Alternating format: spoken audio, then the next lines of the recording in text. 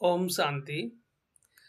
আমাদের হিন্দু ধর্মের বিভিন্ন শুভ কাজে বা বিভিন্ন জায়গায় স্বস্তিকা চিহ্ন দেখা যায় এবং স্বস্তিকা চিহ্নে দেখা যায় যে ৪ টে ভাগ সমান করে একটা চিত্র। তো আমরা এর রিয়েল অর্থ কোনোদিন বোঝার চেষ্টা করিনি। স্বস্তিকা চিহ্ন গুহ্য মিনিং আছে। স্বস্তিকা আসলে কি? স্বস্থিতিতে থাকার যে চিহ্ন সিম্বলাইজ করছে সেটাই হচ্ছে স্বস্তিকা। স্বস্তিকা চিহ্নে যে ৪ টি ইকুয়াল ভাগ আছে, ৪ টে সমান ভাগ, এটা কিসের সূচক?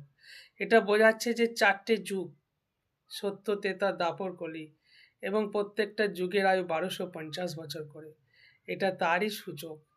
দেখানো হয়েছে সৃষ্টিচক্রে ৫,০০০ বছরে যে ৪ টে যুগ আছে, সত্য, ত্রেতা, দাপর, কলি এবং ৪ টে যুগের আয়ুই ১২৫০ বছর এবং সেই জন্যই ইকুয়াল দেখানো হয়েছে।